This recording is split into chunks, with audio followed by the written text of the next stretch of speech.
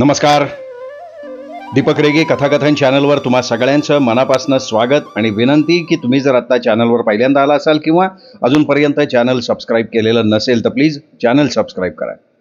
मित्रांनो, तुम्ही ऐकताय अभय बापट यांची आरोपी ही दीर्घ कथा आणि आज भाग 3. पाणिनी पटवर्धननं सौम्याला खूण केली आणि तिला घेऊन तो हॉटेलच्या बाहेर पडला. बाहेर पडल्यावर सगळ्यात आधी त्यांनी कनक ओजसला फोन लावला. हे बघ, मी सांगतोय ते नीट ऐक. क्षितीच्या आत्याच्या घरी खूप वेगवेगळ्या घटना घडल्यात. तुला पोलीस किंवा इतरांकडनं कळेलच की आत्याच्या खोक्यातून भरून ठेवलेल्या नोटा तिने चोरल्या असा तिच्यावर आरोप आहे. मला तुझी मदत हवी आहे. बोल ना, काय हवंय तुला पाणिनी? जनार्दन दयाळच्या फर्मबद्दल तुला किती माहिती आहे? चांगलं नाव आहे त्याचं या धंद्यात. मला म्हणायचं आहे की जनार्दन दयाळ हा त्या खोक्यावरचे ठसे घेऊ शकेल एवढ्या तयारीचा आहे का? नाही, त्याबद्दल मला शंका आहे. कारण ती एक मोठी कला आहे.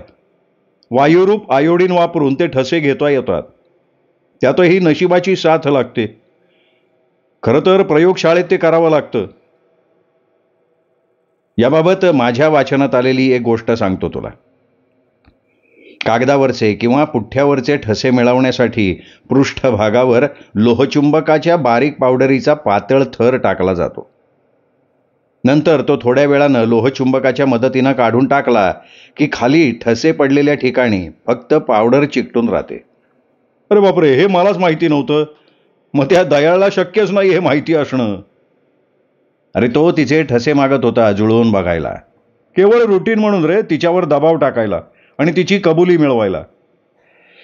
यासाठीच त्याला त्या ठशांचा वापर करायचा असेल. त्या दयाळचं ना आमच्या क्षेत्रातलं नाव असंच आहे. हाताळायला कठीण, हट्टी, गुंड. तो खास करून ना अंगरक्षक म्हणून बरीच कामं घेतो गुप्तहेरापेक्षा. मला तेच हवं होतं नेमकं. मला त्याच्या फर्मवर आबरू नुकसानीचा दावा ठोकायचा आहे. माझं काहीच जात नाही दावा ठोकलास तर. त्या मधुराबद्दल मी आणखीन काही करू का? आत्ता काहीच नाही. तिच्या पाळतीवर ठेवलेल्या माणसाला काढून टाकाता, त्याला घरी जाऊ दे आणि मला बिल पाठव. जशी आपली आज्ञा. फोन झाल्यावर पाणिनी आपल्या गाडीत येऊन ड्रायव्हिंग सीटवर सौम्या शेजारी बसला आणि त्याने गाडी चालू केली. साहिर सामंतनं दाराची बेल झाल्याचा आवाज ऐकला. दार उघडलं तर दारात पाणिनी आणि सौम्या उभे असलेले बघून तो चकित झाला. तुम्ही पुन्हा इथे? मला वैयक्तिक मधुरा महाजन यांना भेटायचं आहे. त्या आत्ता कुणालाही भेटू शकणार नाहीत.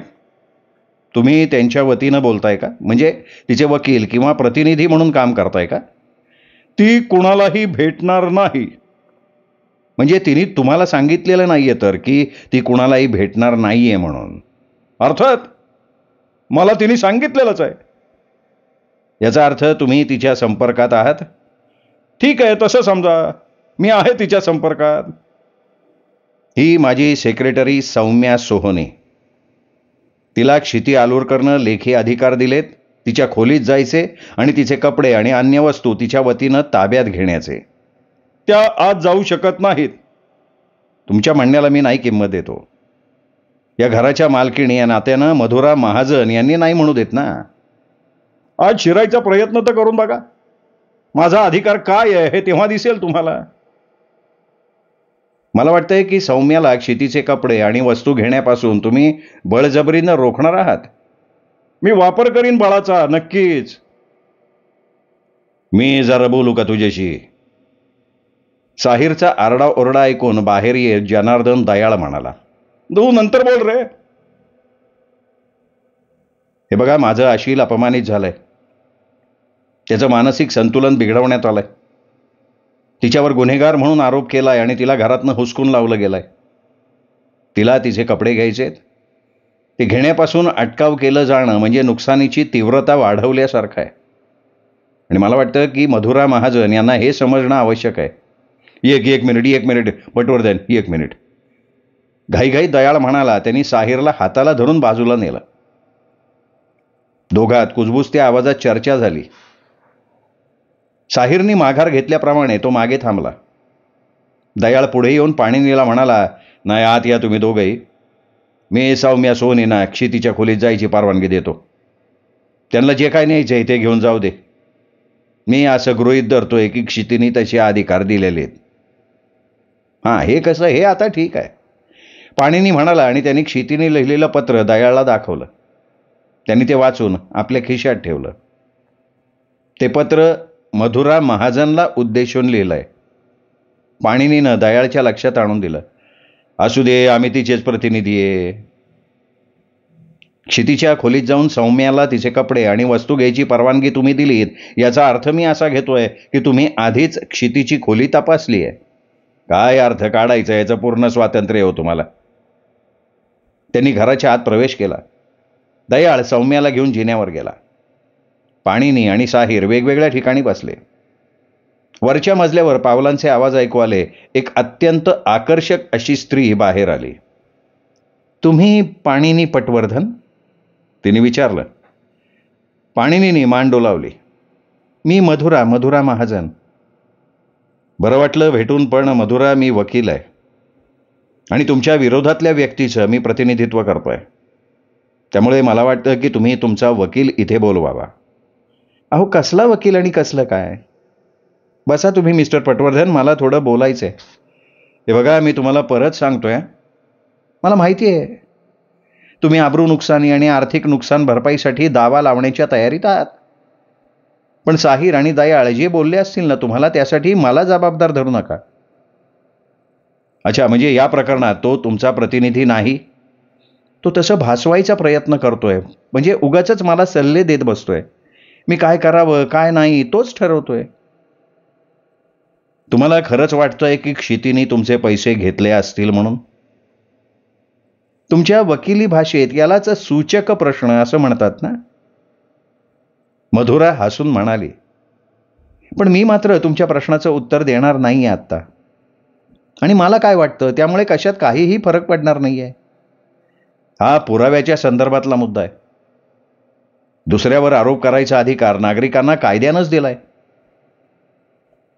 तुम्हाला सांगायला हरकत नाही माझी की मी बराच कालावधी एकटीनंच आयुष्य जगली आहे आणि त्यामुळे कदाचित लोकांवर संशय घ्यायचा माझा स्वभावच बनलाय. मिस्टर पटवर्धन, मी माझ्या कपाटात एका खोक्यात ती नोट ठेवली होती, ती गायब झाली आहे. मी सुरुवातीला साहिर सामंतवर संशय घेतला, आरोप केला. तो नाराज झाला.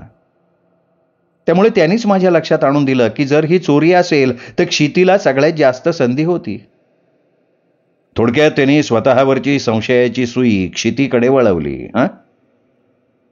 पुन्हा तुम्ही सूचक प्रश्न विचारलात पटवर्धन. मी नाही उत्तर देणार याचं. मला माझे पैसे मिळाल्याशी मतलब आहे. मी सध्या ज्या पद्धतीचं आयुष्य जगतीये त्यात ते रुपये ही एक मोठी रक्कम आहे माझ्यासाठी. पाणिनी काहीतरी बोलेल अशी मधुराची अपेक्षा होती. तो काहीच बोलला नाही. ते बघून ती पुन्हा म्हणाली, रक्कम मोठी आहे हो. बरोबर तुम्ही म्हणतोय, तेवढेच पैसे गेलेत? हो. बरेच दिवस तुम्ही साठवत असलेले? हा खाजगी प्रश्न आहे फारच, तरीही मी सांगते. माझ्या बँकेत मी जमेल तेवढे पैसे साठवते. आत्तापर्यंत 15-20 हजाराची बचत केली आहे मी. मला सगळे पैसे पर्समध्ये ठेवायला आवडत नाही. मला लागतील तसे मी बँकेतनं काढते आणि कपाटातल्या खोक्यात ठेवून देते. आणि आज संध्याकाळी तुम्ही तिथे बघायला गेला तेव्हा पैसे गायब झाले होते? हो ना. आणि तो खोका जमिनीवर टाकून देण्यात आला होता. मला आता असं कळलंय की साहिरनं आणलेला तो खाजगी गुप्तहेर जनार्दन दयाळ त्या खोक्यावरचे ठसे मिळवणार होता. म्हणजे प्रयत्नात आहे तो त्या. किती लोकांनी हाताळला तो खोका? मी अर्थातच. तुम्हाला तेच काढून घ्यायचं असेल ना माझ्याकडून? आणि जेव्हा चोरीबद्दल तुम्ही साहिरला सांगितलं तेव्हा त्यांनी सुद्धा त्याला हात लावला? हां, म्हणजे त्यांनी तो उचलला आणि निरखून बघितलं काही क्लू मिळतायत का ते बघण्यासाठी. याशिवाय दयाळनं सुद्धा? नाही, त्यांनी नाही हात लावला. त्यांनी एका टोकदार चिमट्यानं उचलला तो. हां, म्हणजे तुम्हाला हे माहिती आहे की त्याच्यावर साहिरचे ठसे आहेत? हो. त्यावर क्षितीचे ठसे आहेत असं सिद्ध झालं तर साहिरचे सुद्धा ठसे आहेत ही बाब तुम्ही सोडून द्याल? अर्थात. कारण साहिरचे ठसे असायला सबळ कारण आहे. त्यांनी तो उचलला होता. क्षितीला मात्र खोक्याला हात लावायचं कारण नसताना सुद्धा तिचे ठसे आहेत असा त्याचा अर्थ होतो, नाही का? समजा समजा तुमच्या घरात त्या क्षणी तुमच्याबरोबर क्षिती असती आणि चोरी झाली आहे असं तुम्ही ओरडल्यानंतर तिने तो खोका काही क्लू मिळतोय का ते बघायला हातात उचलून घेतला असता आणि नंतर त्यावर तुम्हाला साहिरचे सुद्धा ठसे आहेत असं लक्षात आलं असतं, तर तुम्ही क्षितीऐवजी साहिरला चोर ठरवलं असतं? मधुराचा चेहराच पडला, पण नंतर तिला हसायला आलं. तुम्ही वकील लोक तुम्हाला हवा तसा फिरवता बघा पुरावा आणि अर्थच बदलून टाकता. मला एवढंच सांगायचंय पटवर्धन की मला निरपेक्षपणे न्याय हवाय.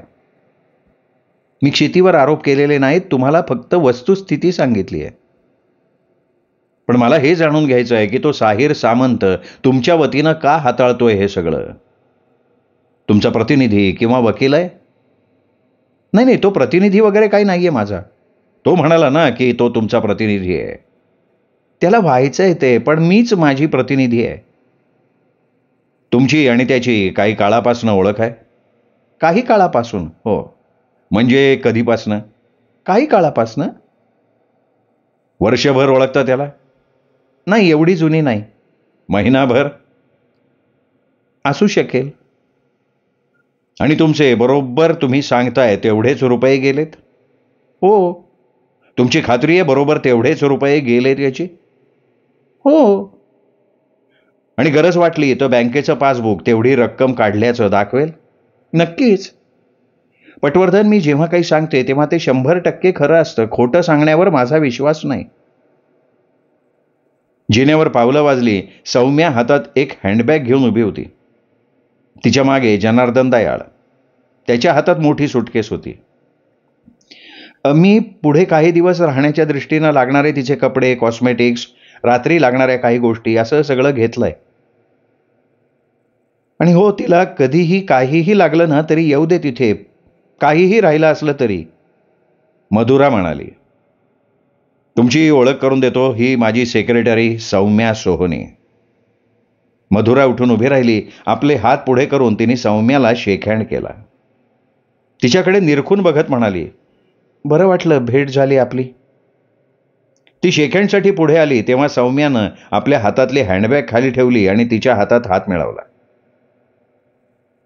मला वाटलं होतं की तुमची भेट होईल तेव्हा तुम्ही मेंटली खूप अपसेट झालेले असाल. हां, तशी झाली आहे मी, पण त्यामुळे आपल्या चालीरीती विसरून नाही ना चालणार. तू खूप चांगली मुलगी वाटलीस मला, वागणं बोलणं सगळ्याच दृष्टीनं. थँक्स, सौम्या म्हणाली. मधुरा पाणिनीकडे वळली. पटवर्धन, तुम्ही क्षितीचे वकील आहात? हो. इथे या शहरात क्षितीच्या ओळखीचा कोणी वकील असेल असं वाटलं नव्हतं मला. ती ओळखते मला. तुम्ही इथे येण्याच्या पूर्वीपासनं? हो. किती दिवसापासनं तुम्ही परिचित आहात? काही काळापासून. मधुरा हसली, कारण मगाचतेच संवाद पुन्हा बोलले जात होते. किती काळापासून? काही काळापासून. आणि संधी मिळताच तिने लगेच तुम्हाला फोन केला? दिवसभरात मला बरेच लोक फोन करतात. तुमच्या बोलण्याच्या धाटणीवरनं तुम्ही माझ्याशी फार बोलायला उत्सुक नाही असं दिसतंय. स्वाभाविक आहे. तुम्ही आणि मी विरुद्ध बाजूचे आहोत. पण मला हे सांगायचं आहे की मी तिच्यावर वैयक्तिकरित्या चोरीचा आळ घेतलेला नाही. साहिर किंवा जनार्दन दयाळ यांनी जे काही आरोप केले असतील ते त्यांच्या विचारांनुसार आणि अभ्यासानुसार असावेत. त्याचा माझ्याशी काहीही संबंध नाही. म्हणजे साहिर हा तुमचा एजंट किंवा वकील प्रतिनिधी नाहीये? बिलकुल नाही. हे बरं झालं, थँक्स. पटवर्धन, मला सांगायचं होतं ते सगळं सांगितलंय मी.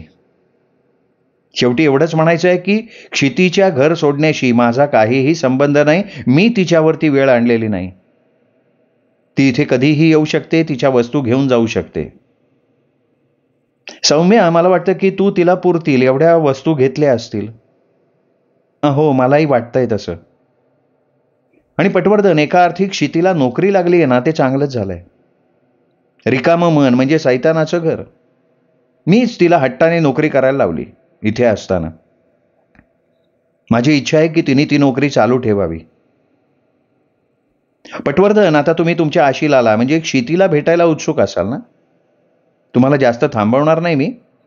क्षितीला नक्की सांगा आठवणीने की मधुरा आत्यानं तुला खूप शुभेच्छा दिल्या आहेत. आणि हे पण सांगू ना की खोक्यातले पैसे चोरण्यात क्षितीचा काहीही हात नाही हे मधुराला पटलंय. अजिबात नाही, अजिबात नाही.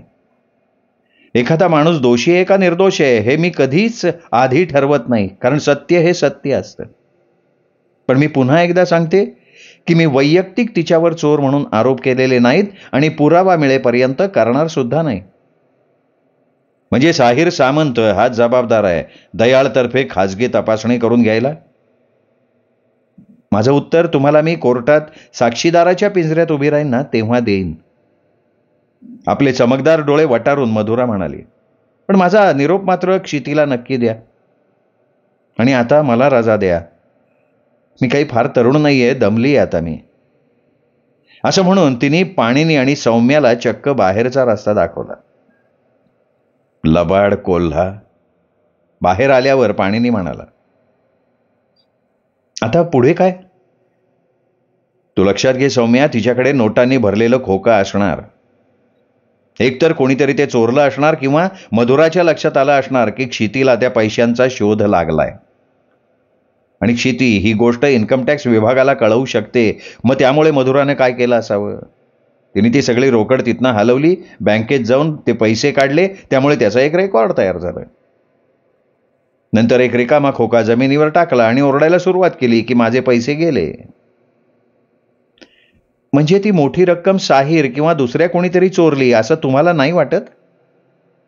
तसं असतं तर मधुरा आत्ता वागतीये ना त्यापेक्षा खूप वेगळी वागली असती. खरंच मोठी रक्कम गेली असती तर साहिरवर विसंबून न राहता तिने पोलिसांना बोलवलं असतं. त्याआधी खूप आरडाओरडा केला असता. मग त्यामुळे इन्कम टॅक्स विभागाकडनं तिला त्रास झाला असता. तरी सुद्धा इन्कम टॅक्स विभागाबरोबर तिने नंतर हुज्जत घातली असती.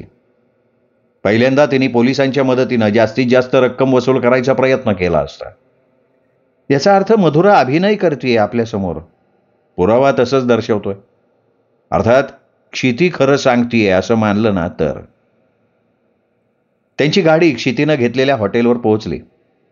खोलीत आल्यावर पाणिनीनं क्षितीला तिकडची सगळी हकीकत सांगितली. सौम्यानं आणलेल्या तिच्या वस्तू तपासत असताना क्षिती ते सगळं ऐकत होती. अचानक तिने सौम्याला विचारलं, हँगरला लावलेला माझा लोकरीचा गुलाबी ब्लाऊज पाहिलास तिथे? अगं बाई, तो हवा होता का तुला? मी तो आणायला हवा होता.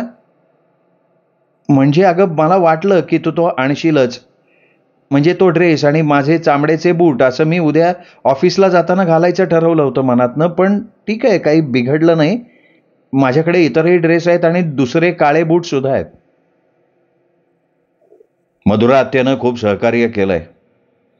तुला तिथे जाऊन कधीही काहीही आणायला तिने परवानगी दिली आहे. फक्त जाशील तेव्हा एकटी जाऊ नको. कुणाला तरी बरोबर ठेव. माझं ऑफिस बंद असेल तेव्हा कनक ओजेसच्या ऑफिस मार्फत तुम्हाला कधीही संपर्क कर. त्याचं ऑफिस 24 तास चालू असतं. आता सगळं विसरून जा, जरा झोप काढ, विश्रांती घे. झोपायचा प्रयत्न करते पण तो प्रसंग विसरणं अवघड आहे. पाणिनीने तिच्या खांद्यावर थोपटला आणि म्हणाला, आम्ही निघतो आता, तू काळजी करू नकोस.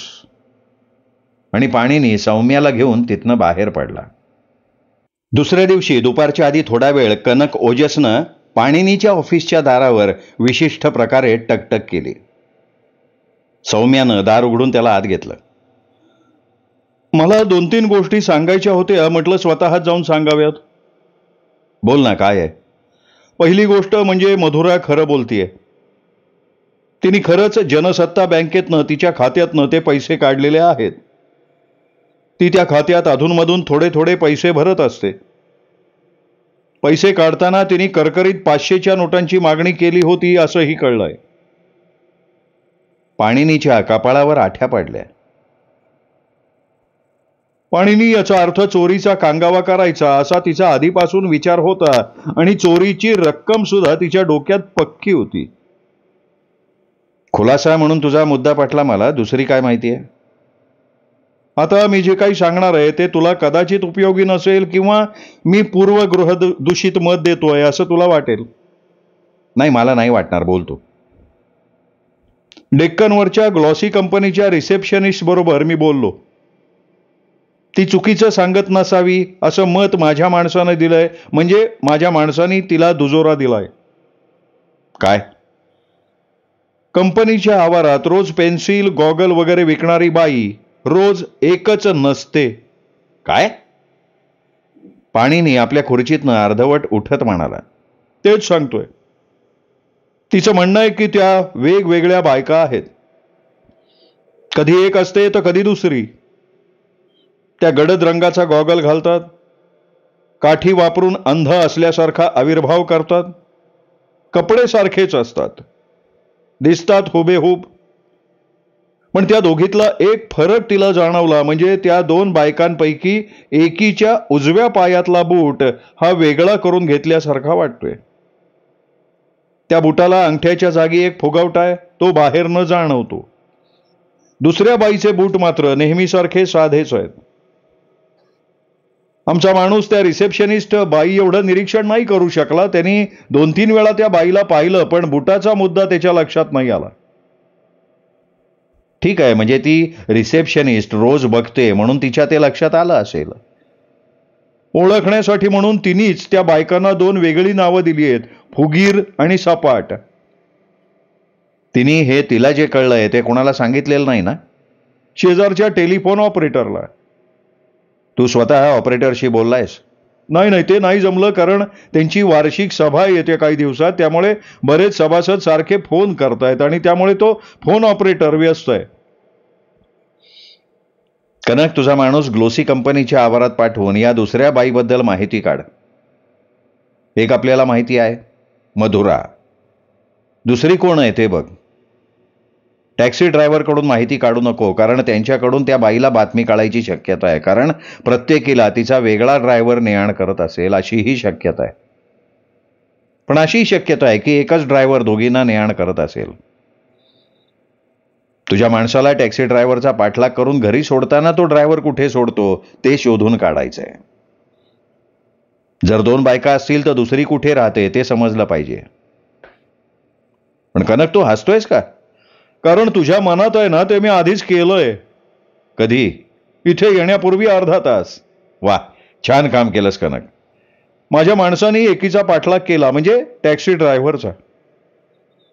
मला सांग पाणीनी, क्षिती आलुरकर बरोबर राहत असलेली मधुरा महाजन तुझी अशील आहे? मधुरा महाजन बरोबर राहत असलेली क्षिती आलुरकर ही मदालासा हॉटेलमध्ये वेट्रेस म्हणून काम करते, ती माझी अशील आहे. छान आहे एकदम.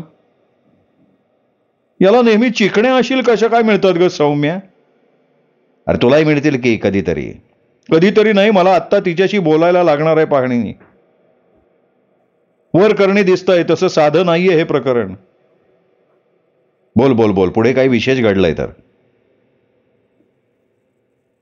कनक ओजस ऑफिसातनं बाहेर पडला. सौम्या, मदालासामध्ये फोन लाव आणि क्षिती आहे का बघ. असेल तर मला जोडून दे फोन. नसेल तर तिला आपल्या ऑफिसात फोन करण्याबाबत निरोप देऊन ठेव. सौम्यानं लगेच फोन लावला. बराच वेळ फोनवर बोलली. पाणीनी तिचं बोलणं ऐकत होता, पण पलीकडनं काय बोललं जातंय याचा अंदाज येत नव्हता. सर, ती आहे हॉटेलमध्ये, पण कामावर असताना ते फोन नाही घेऊ देत. निरोपाची व्यवस्था सुद्धा नाहीये. फार कडक नियम आहेत. सौम्या, आपण आज पुन्हा त्या हॉटेलमध्ये जेवायला जाऊ आणि हेड वेट्रेसला सांगू क्षितीला आमचं टेबल दे, म्हणजे आपल्याला जरा बोलता येईल. आणखीन एक काम कर, जुन्या कारची विक्री करणाऱ्या आणि कार भाड्यानं देणाऱ्या चक्रधर नावाच्या शोरूमला फोन लाव. त्यांना म्हणावं आमच्या एका आशिलाला 1 महिन्यात एका जुन्या गाडीची गरज आहे, पण ती घेण्यापूर्वी 5-6 दिवसासाठी भाड्यानं ती कार हवी आहे. क्षितीला त्या हॉटेलातनं रात्री अपरात्री बससाठी थांबायला लावणं धोकादायक वाटतंय. आपण कनकला पण न्यायचं का मदालासा हॉटेलमध्ये जेवायला? नाही, नको. का? त्यांची नेहमी तक्रार असते ना की पाणीनी फक्त सौम्याला फिरवतो, खाऊ पिऊ घालतो ऑफिसच्या खर्चानं म्हणून. माझ्याशी पैज लावतेस सौम्या. क्षितीला बघण्यासाठी तो आपण बोलवण्याची वाट न बघता एव्हाना मदालासावर पोचला सुद्धा असेल. नाही, पैज नाही लावत मी, त्याऐवजी चक्रधरला फोन लावते मी सर. मदालासा हॉटेलात आल्यावर पाणीनीने मुख्य वेट्रेसला विचारलं, जेवायचं आहे आम्हाला. तुमच्याकडे क्षिती आलुरकर नावाची वेट्रेस आहे ना, ती ज्या टेबलवर सर्व्हिस देते ते टेबल आम्हाला द्याल. तिची सगळी टेबल बिझी आहेत. थांबावं लागेल तुम्हाला. पण तुम्ही पाणिनी पटवर्धन तर नाही? बरोबर आहे, मीच तो. मग आमच्या मालकांचे मित्र आहात तुम्ही. मी काय करू तुमच्यासाठी? अरे हां, तुम्हाला क्षितीचा टेबल हवाय ना? काय आहे पटवर्धन, आम्ही आमच्या वेट्रेसना टेबल्स वाटून देतो, टेबल्सना वेट्रेस नाही. नाही तर काय होईल माहितीये, ग्राहकांची गर्दी आटोक्यातच येणार नाही. नाही ते मी समजू शकतो, पण क्षितीची टेबल्स रिकामी नाही आहेत. नाही, थोड्या वेळापूर्वी एक होतं रिकामं, पण एक माणूस आला आणि त्यांनी तिचंच टेबल मागून घेतलंय. मग आम्ही थांबतो वेटिंग रूममध्ये, आम्हाला कळवा टेबल मोकळं झालं की. तिथे आम्हाला 2 लिमका पाठवा तोपर्यंत. ते दोघे लिमकाचा आस्वाद घेत थांबले. पेय संपेपर्यंत त्यांना हवा असलेलं टेबल रिकामा झाल्याची सूचना लाऊडस्पीकरवरनं झाली. दोघं हेड वेट्रेसनं दाखवलेल्या टेबलवर बसले. क्षिती आली. हॅलो सर, कशा आहात मॅडम? ती म्हणाली आणि मेनू कार्ड हातात दिलं. तुमची ऑर्डर नक्की होईपर्यंत ग्रिल्ड सँडविच आणू? हां चालेल. ती गेल्यावर सौम्या पाणिनीच्या कानात म्हणाली, तुम्हाला काही वेगळं जाणवलं का? नाही, काय ग नेमकं? बूट. आता बुटाचं काय? तिने आत्ता घातलेले उंटाच्या कातडीचे पिवळ्या चामड्याचे बूट आहेत. तुम्हाला आठवतंय? काल रात्री तिने काळ्या रंगाचे बूट घातले होते. आपण तिच्या वस्तू तिला आणून दिल्या तेव्हा ती म्हणाली होती की तिचे पिवळ्या रंगाचे बूट मी का नाही आणले, ते तिचे कामावर वापरायचे बूट होते. मी तिला म्हणाले की माझ्या हातून राहून गेलं ते आणायचं. एवढ्या वस्तू आणल्या पण ते मात्र विसरले. त्यावर ती म्हणाली, असू दे, ठीक आहे, काळे बूट आहेत माझ्याकडे, त्याच्यावर भागवीन मी. पण ते पिवळ्या बुटा एवढे आरामदायी नाहीत. आणि आत्ता तिच्या पायात पिवळे बूट आहेत. याचा अर्थ ती इथे कामावर हजर होण्यापूर्वी घरी गेली असावी बूट आणायला. तसं असेल तर तिची आणि मधुराची भेट झाली असेल. या प्रकरणावर मोठा परिणाम होईल या प्रसंगाचा. तिला विचारूया? नाही, ती आपल्याला सांगेल याची वाट बघूयात आपण. दुसऱ्या टेबलवरची ऑर्डर घेऊन क्षिती त्यांच्या जवळून पुढे गेली तेव्हा पाणिनीनं पटकन तिच्या बुटाकडे नजर टाकली. सौम्याचं निरीक्षण बरोबर होतं. तेवढ्यात कनक त्यांना शोधत हॉटेलात आलेला दिसला. बस बस कनक, जेवण झालंय का? अरे नाही अजून, माझा अंदाज होता तुम्ही इथे भेटाल म्हणून. बरं, काही विशेष? म्हणजे तपासात काही प्रगती झाली का? माझ्या माणसाचा निरोप आला आहे की डेक्कनवरच्या ग्लोसी कंपनीच्या आवारात ती अंध पेन्सिल विक्रेती बसली आहे. मी त्याला सांगितलं होतं की तिच्या पायाकडे नीट लक्ष दे. तो म्हणतोय की उजव्या अंगठ्याच्या ठिकाणी फुगवटा या बाईच्या. मग ही वेगळी बाई आहे. मी काल नीट बघितलंय मधुराला. तिचे पाय साधे 4 चौघांसारखे आहेत. कनक, चक्रधर एजन्सीकडून तू गाड्या भाड्यानं घेतोस ना, गरज लागेल तेव्हा? हो, गेली कित्येक वर्ष. माझ्या आशिलासाठी मी त्यांच्याकडनंच एक गाडी घ्यायची म्हणतोय. कनकनं मोठा उसासा टाकला. आपल्या आशिलासाठी स्वतःला खुनात अडकवण्यापर्यंत तुझी मजल गेलीये. आता त्यांना गाड्या घेऊन देईपर्यंत गेलीये. हे फक्त तरुण स्त्री आशिल असेल ना तरच बरं का, सौम्या म्हणाली. इतक्यात क्षिती त्यांच्यासाठी ग्रिल सँडविच घेऊन आली. क्षिती, मला याबरोबर तिखट ठेचा आण. आणि हा माझा मित्र कनक ओजस, गुप्तहेर आहे खाजगी. आम्ही तिघेही, म्हणजे मी, कनक आणि सौम्या, वर्गमित्र आहोत. तुम्हाला काय आणू सर? मला हेच आण. ती पाणिनीनं सांगितलेला ठेचा घेऊन पुन्हा आली तेव्हा पाणिनी तिला म्हणाला, माझ्या ओळखीत जुन्या गाड्या विकणारी एक शोरूम आहे. तुझ्यासाठी मी एक जुनी गाडी घेणार आहे. रात्री अपरात्री तू त्या हॉटेलमधनं नोकरीला बसणं जाणं येणं माझ्या दृष्टीनं सुरक्षित नाही. तुझी गाडी असेल तर बरं राहील. ओके, एवढं करताय तुम्ही माझ्यासाठी? पण सॉरी, मला हा खर्च म्हणजे गाडी घेण्याचा नाही परवडणार. ती तुझ्या मालकीची नसेल. त्यात पूर्ण टाकी भरून पेट्रोल टाकून तुला वापरायला दिली जाईल. माझ्याकडनं कर्ज आहे असं समज. तुला गाडी चालवता येते माझ्या अंदाजाप्रमाणे? हो येते ना, बाबा हयात असताना आमची स्वतःची गाडी होती. बोलता बोलता तिचा स्वर दाटून आला. ती ऑर्डर आणण्याच्या निमित्तानं आत पळाली. कनक, तुझा जो माणूस ग्लोसी कंपनीच्या परिसरात त्या अंध विक्रेत्या बाईवर नजर ठेवणोय, तो क्षणभर सुद्धा तिला दृष्टीआड नाही ना करत?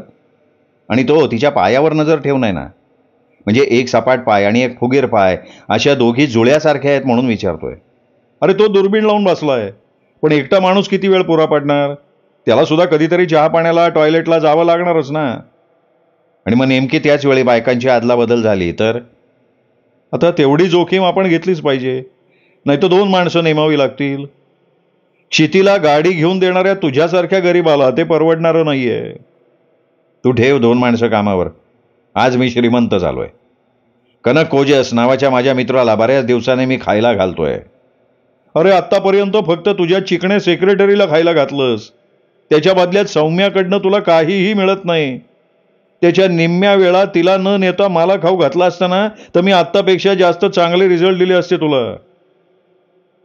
त्यांच्या गप्पा चालू असेपर्यंत क्षितीने कनकला त्याचे ग्रिल सँडविचेस आणले. तिघांनी आपलं खाणं पिणं संपल्यावर कनक लगेच आपल्या कामाला निघून गेला. पाणिनी आणि सौम्या आपल्या ऑफिसला गेले. तासाभरात कनकची विशिष्ट प्रकारे वाजवलेली दारावरची टकटक ऐकू आली. सौम्यानं त्याला दार उघडून आत घेतलं. पुलाखालून बरंच पाणी वाहून गेलंय बरं का पाणीनी, आपण हॉटेलात जाऊन आल्यानंतर. काय घडलंय? मधुरा महाजन यांना हॉस्पिटलमध्ये दाखल करावं लागलंय तब्येत अचानक बिघडल्यामुळे. काय झालंय काय नेमकं? मध्यरात्रीच्या सुमाराला कोणीतरी तिच्या घरात घुसलं. त्या व्यक्तीच्या हातात मोठी 5 सेलची बॅटरी होती. त्याचा तडाखा त्यांनी मधुराला मारला आणि तिला बेशुद्ध केलंय. अर्ध्या तासापूर्वी तो साहिर घरी गेला तेव्हा त्याला कळलं आणि त्याच्याकडनं पोलिसांना समजलं. म्हणजे तो तिला भेटायला गेला होता. बेल वाजल्यावरही दार उघडलं नाही तेव्हा तो मागच्या दारानं गेला, ते उघडं होतं. त्याला संशय आला म्हणून तो आत गेला तेव्हा त्याला बेडरूमच्या दारात मधुरा बेशुद्ध अवस्थेत दिसली. ज्या बॅटरीनं तिच्या डोक्यात मारलं होतं ती बॅटरी बाजूलाच पडली होती. तिची काच फुटली होती. मधुरा जिवंत आहे? सुदैवानं आहे, पण कोमात आहे. तुला कसं कळलं हे सगळं कनक? मी कबूल करतो पाणीनी, हॉटेलातून निघाल्यानंतर मी लगेच ग्लोसी कंपनीच्या परिसरात त्या अंध जुळ्या बाईवर नजर ठेवणाऱ्या माझ्या माणसाला फोन केला. त्याला विचारलं की तू त्या बाईवर नजर ठेवली आहे ना, आणि ती बाई फुगीर पायाचीच आहे ना? तो हो म्हणाला. तेव्हा माझ्या मनात आलं की तुझी सूचना धुडकावून लावून मी परस्पर निर्णय घेतला आणि त्या माझ्या माणसाला मी मधुराच्या घरी पाठवलं. मला बघायचं होतं की फुगीर पायाची बाई ग्लोसी कंपनीच्या आवारात असताना मधुरा ही सपाट पायाची असेल तर ती घरी आहे का? म्हणजे खरंच त्या दोघी वेगळ्या आहेत का एकच आहेत? मी माझ्या माणसाला सांगितलं की कोणीतरी विक्रेता आलाय असं भासवून तिच्या घरी जा. अरे पण मध्यरात्रीच्या सुमाराला विक्रेता आलाय हे कसं पटलं असतं तिला? त्याला सांगायला सांगितलं की तिने दिलेली ऑर्डर पोचवायला तो आलाय. आज बऱ्याच जणांच्या ऑर्डर होत्या त्यामुळे उशीर झाला. तो तिथे गेला, पण त्याच्या आधी थोडा वेळ तिला ॲम्ब्युलन्समधनं नेलं होतं. माझ्या माणसाने मला हे सगळं सांगितलं आणि मी लगेच इथे आलो. एकंदरीत हे प्रकरण मला वाटलं होतं त्यापेक्षा गंभीर दिसतंय. मला आधीच कळायला हवं होतं हे. जेव्हा रोख रकमेत तूट आली ना तेव्हा. अचानक पाणीनी बोलायचा थांबला. मला माहीत नसलेलं काही समजलंय का तुला? हो, तुला माहीत नाही असं काही आणि ते तुला माहीत व्हावं असं मला नाही वाटत. माझं अंतर्मन मला सांगतंय कनक की आपल्याला नजीकच्या काळात काहीतरी मोठ्या संकटाला तोंड द्यावं लागणार आहे. नेमकं काय? जाऊ दे कनक, ग्लोसी कंपनीच्या बाहेरच्या त्या पेन्सिल विक्रेतीची मुलाखत घेऊन येऊ आपण. ती तिथून गेल्याचं तुला कळवलं नाहीये ना तुझ्या माणसाने? कनक ओजसनं मानेने नकार दिला. चल चल निघूया कनक. सौम्या तू इथेच थांब आणि आम्ही येईपर्यंत चक्रधर शोरूमला फोन करून आज संध्याकाळी 7:30 पर्यंत गाडी हवी आहे असं सांग. बुटाबद्दल कोणाला सांगू नको. बूट? बुटाची काय भानगड आहे आता? कनक ओजसनं गोंधळून विचारलं. काय नाही रे, सांकेतिक भाषा आहे ती आमची, पाणीनी म्हणाला आणि कनकला घेऊन बाहेर पडला.